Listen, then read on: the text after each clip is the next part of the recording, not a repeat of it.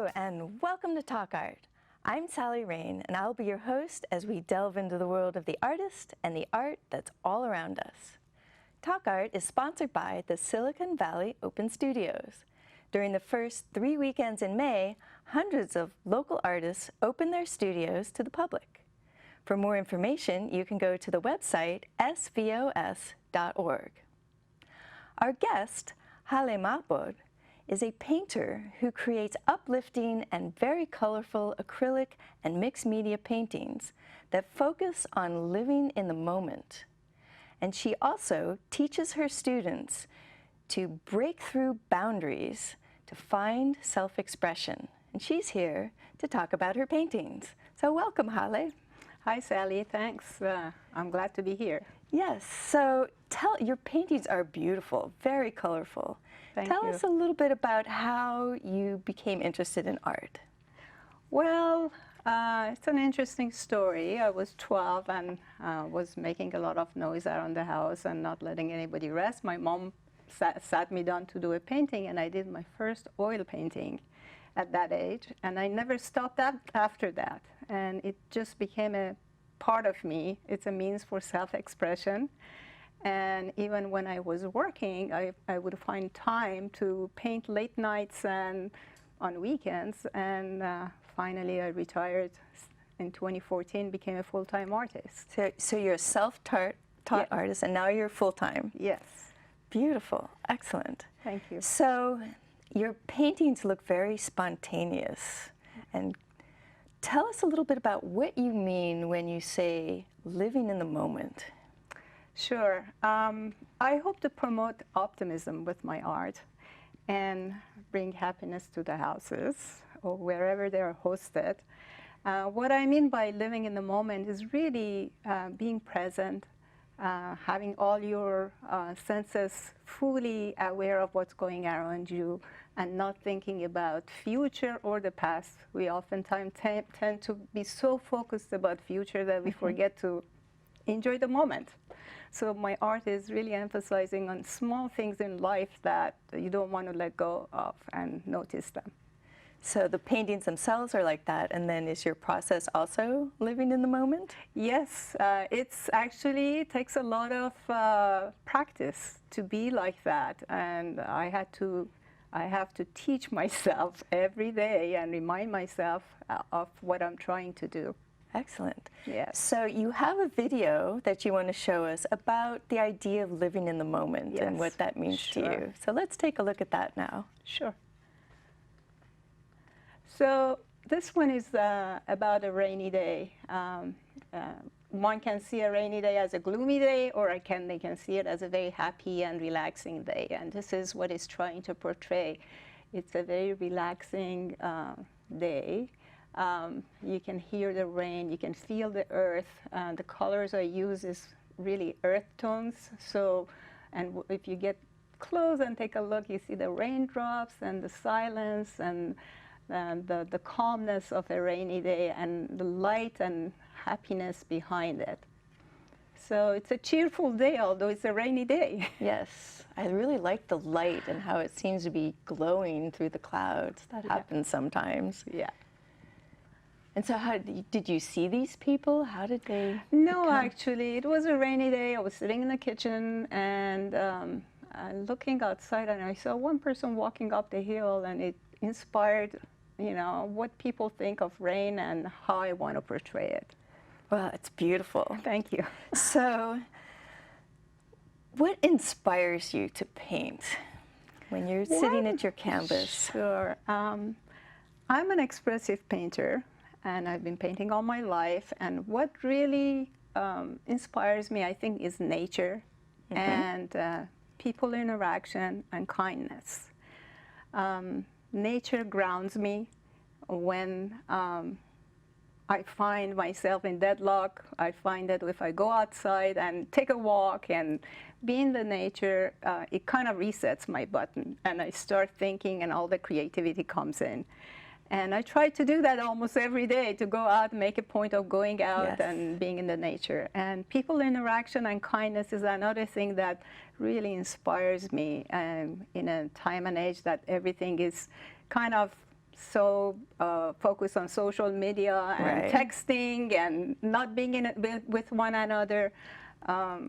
What really fuels my soul is when I get to see my family and friends and make new friends. And I hope to inspire others to do the same through my art. So you have some images. We're going to start out looking at the nature pictures that Sure. you brought. So let's see some of your nature paintings. So this one is actually one of my first ones that I did after I stopped working. And what you see is a lot of energy and happiness in this nature painting. It's very colorful. And although you see a lot of red and oranges, you see calmness in the background and all the quiet houses. It's kind of being away from all the noise and hustle and bustle of a very busy life and being quiet with nature. And it was inspired by one of the walks that I took in the nature. Again, this is another one. I called it morning meditation. It's kind of those flowers that you see were little flowers that I saw. It kind of on the side of the road, so small that in my imagination they grew up to be that big. Mm-hmm. And I tend to just paint with, I choose colors that are kind of my mood, and I don't really focus on what colors I'm choosing as I'm painting. Just whatever I feel I pick and I use it in the painting. Here you see blues kind of create balance and in a well-balanced life. So just a well-balanced life, and the purples are wisdom and being strong. And that's the feeling that I took away from a morning walk that I did, and I just came back and... And the morning light, where it fades sort of towards the edges, that really makes me think of the morning. That's beautiful. It was inspired by a morning walk. This is bright and beautiful. Thank you. So I do a lot of flower paintings, and oftentimes flowers to me represent people and relationships. Here you see flowers, the morning lilies floating on water, but they're still grounded and very sturdy. And you don't see them alone. They're kind of in couples or a bunch of them together, which kind of represents to me family life and support and having supportive friends. All my paintings tend to have a story behind them, and this is one. Wow, beautiful colors. Look at that bright color. That looks like sunlight on the hillside to me. Yes. This is about nature again, and it's taking us off the road, normal life, and taking us to the path, unknown path of nature. Each of those colors kind of, after I finished the painting, I started looking at the colors, and I chose yellow and kind of for energy and joy, and the pinkish color is kind of romantic. Being in the garden, a romantic garden, and the blues are kind of grounded. Again, it gives you a feeling of a grandeur of the nature and feeling lost in the beauty of this awesomeness. Right, so this seems like a large view, whereas the morning meditation was the tiny little flowers. But this one goes off into the fog in the distance. Beautiful. Thank you. So, your painting process, it looks, some of it's abstract, but you have some details in there that are specifically figurative. Tell us how you begin your process, how you begin a painting. Sure. And then we'll see some more. So, first of all, I don't really think when I paint what I'm going to be painting. I don't know what I'm going to be painting. Pretty much I'm driven by my mood and my subconscious feeling. So it's a discovery process for me. But I still have a process. And as part of my process, when I'm not painting, I actually prepare my canvases. I do a lot of texturing and set them aside. And when I want to paint, I just pick one of those canvases and start making marks. That kind of activates the canvas for me and my feeling. So marks with what medium? It can be pencils, pens. I use anything that is close to me. Right. So, but it sort of outlines what you think. No, I'm not outlining anything. I'm just scribbling on the canvas and I just put everything on it. And then I start picking colors. And I have, I sometimes mix the colors to get to a palette that I want, or I just choose what I have. And pretty much I can say my mood is my palette. Whatever I feel at that moment in time kind of drives what I'm going to be painting, and that becomes later on a story that I was in the back of my mind I wanted to tell myself.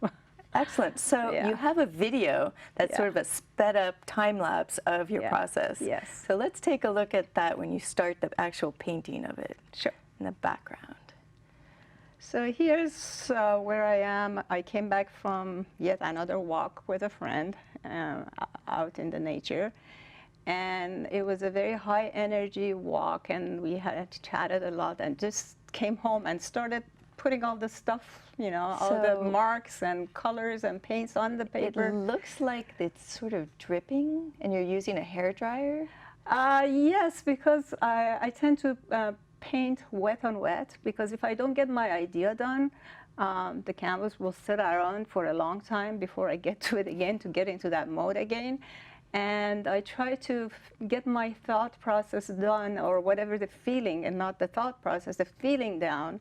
And this is, in between, I would use the hair dryer to make sure it gets to a stage that I can actually finish it. And then this is the finished painting from that background. Yes. I finished that first layer and then came back to it the next day, and it developed to that. That was one day of painting on the background. That's beautiful. Excellent work. So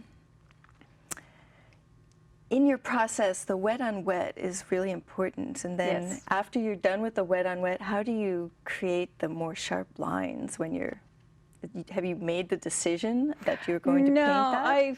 After that stage of putting the color down, I usually come back and take a look at it the next day, trying to find my story.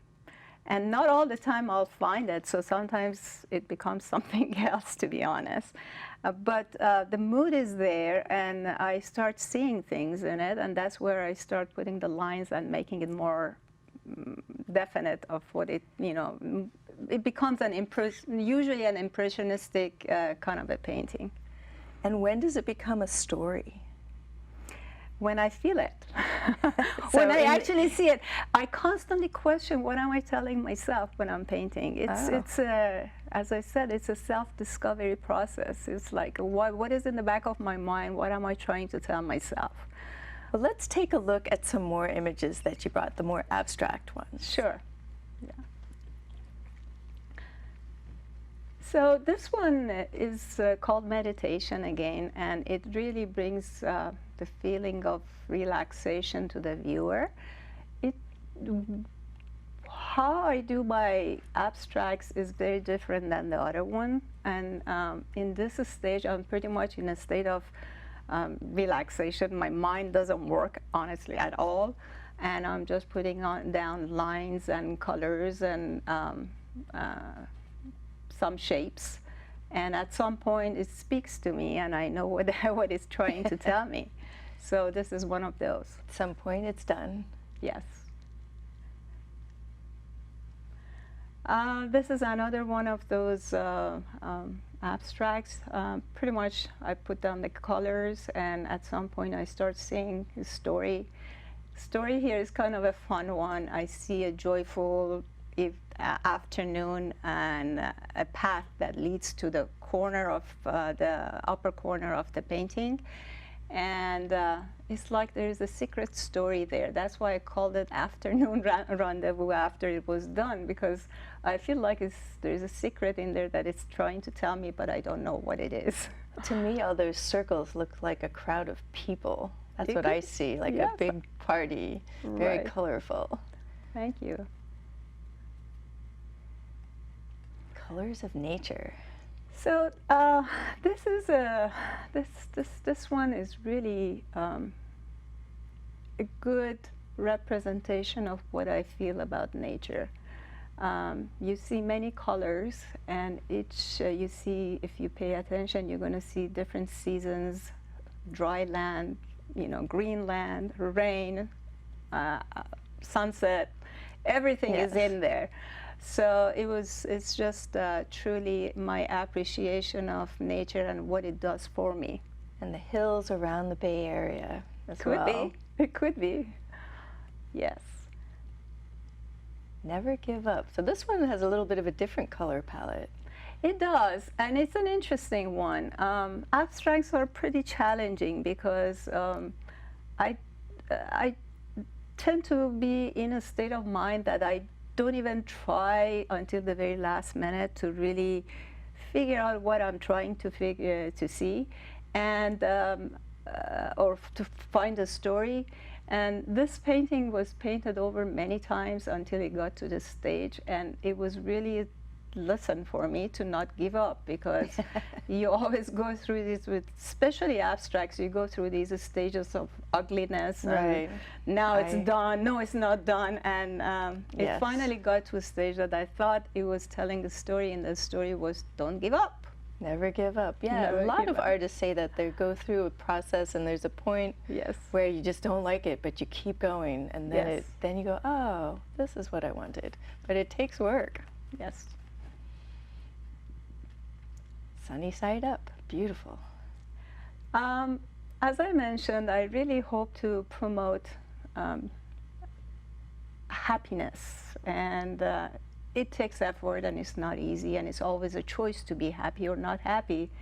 And this painting is about happiness is a choice. Look at the sunny side up, and you can see that there's gloomy side at the very bottom of the painting, and as you move towards the upper corner, you're going to see much brighter colors and happier colors. So that's what the story is about. Sunny side up, it's beautiful. I like the color progression in that one. Thank you. So we've talked about nature. Yes. And then the abstracts and the challenges that you have with abstracts, but you really also focus on interacting with people. Yes. So talk a little bit about how that influences your art. Yes, as I mentioned earlier, nature really grounds me, and people interaction is what fuels my soul. I mean, I can go for a walk and come back home, but until once in a while I make an attempt to see a friend or spend time with real people, that juice, that warmth is not there. So I hope to promote that for other people too, because we tend to be so focused on virtual friends. Right. And many people have friends, but they're all virtual, unfortunately. Right. And you don't have that kind of interaction that we used to have before. So in my people interaction stories, it's more about a feeling that I took away, an experience that I took away by being with people. And I hope to promote and remind people that this is important. Yes, definitely. So let's take a look at those paintings, and you Sure. can tell us the stories of those. Sure. Flowers in the windows. Okay, so this one is dear to me because it's a very simple painting. What you see there is a bunch of windows in different shapes, with different shapes, and each one of them has flowers in it. So the whole point of this one is that we all may be different, but at the end of the day, we all like flowers on our tables, and we enjoy the same thing. So pretty much we're all equal. So this is looking in different windows, different people, and they have Yes. flowers in their windows. So Yes. Cool. This one was pretty spontaneous. One day I started painting, and it's kind of interesting that it has that older look. When I started painting, I started remembering how it was as a child. We had friends and family stop by and talk to us. And Mom would make a tea, and we would sit around a table and talk about many things without any previous plan or having anything on the calendar. And everything was just spontaneous. And it was interesting. I did this painting, and I put it in a gallery. And my experience of how many people stood in front of it, and they said, "Oh, I missed that." It was just amazing. And finally, this lovely lady took it home because it was so close to her heart of, a story that she really connected with. So tell us a little bit about how you use the black and the dark colors in this, because that's a little bit different. It is very different than my style. I think it's just, it took me back so long ago as I was painting it, that I was trying to see pictures that I imagine being there in my childhood and the feeling that I had. So a lot of it was outlined with black, and then I kept adding color to it because color is me, and Right. I'm not a black and white kind of a person. So that's why you see more black in there. But in all honesty, when you look at it, you see the window with the Right. bright sunny day behind it, and the cozy room, and the feeling of, friendship. It looks very balanced to me. I like that. Thank you. Thank you.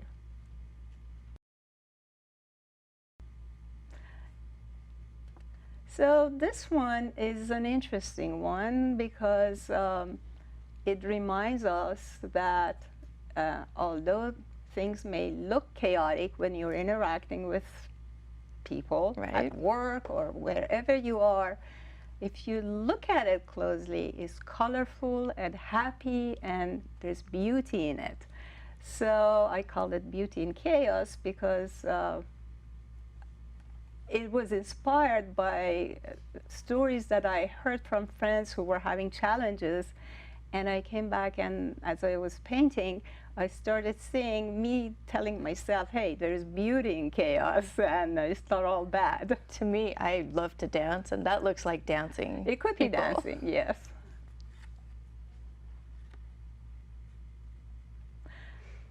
This one's really nice. Thanks. This is a little different than the other ones that I Right, there's have. some As you can tell, my actual- people interaction is a little different than other paintings that I have. It's more about feeling and making sure that closeness and interaction is in the picture. So this one, we often look for big things to call love, or this is all it's saying is that love is simple, and enjoy and realize and see the little things that you can appreciate, and brings us closer. Here he brought very simple flowers, and she's really appreciating Yeah. those flowers that was brought to her. I actually have a series that is called Love is Simple and I Love Us, that is actually done with digital paintings, as digital paintings, that I would like to translate to real paintings now. Beautiful. I like the way you use light and shadow in that one too. It's much more realistic. Thank Beautiful. you. Yeah. And the last one. And the last one is about us. People interaction is really important, but taking care of yourself is as important, and maybe more, because if you don't do that, you won't have a very positive interaction with others either. So this is to remind us that it's important to take care of yourself. Exactly. Take a nap. In the beautiful chair, in the beautiful in a spa. light. Yes. Yes, don't think too much. Yes. So with this people interaction, you are a teacher as well. So tell us a little bit about your teaching process and what you do.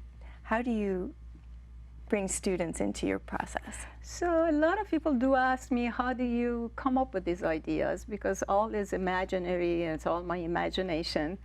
And my process for teaching is to letting people break the boundaries and becoming self-expressive and not think so much. It's more a meditative process. And I usually hold my classes outdoor in the garden with water running and all that stuff. So you can actually totally relax and paint your feeling rather than be very focused on techniques.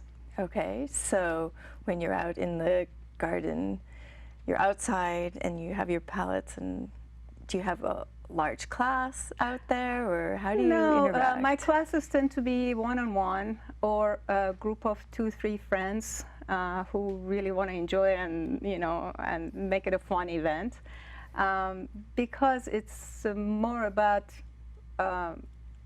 self-expression. You tend to get that done much better in a one-on-one session rather than have a group of or a workshop. And what kind of boundaries do people break through? What do you Oh, mean a by lot. that? Sometimes it ends up being conversations that last for a long time, actually. It's kind of interesting. And I have had students who were so detail-oriented that they didn't even notice what's going on around them. Wow. Until the end of the day. Or it's just everyone is individual, and it's a different experience. So tell us where people can see your art. Tell us about a few shows coming up. Well, I'm definitely participating in Silicon Valley Open Studios for 3 weekends, and I'm in Palo Alto at the Gallery House for first weekend, and in Los Altos, and then at my house. The one at my house is kind of a large one in the garden. Oh, nice. People are getting used to art in the garden in that sense.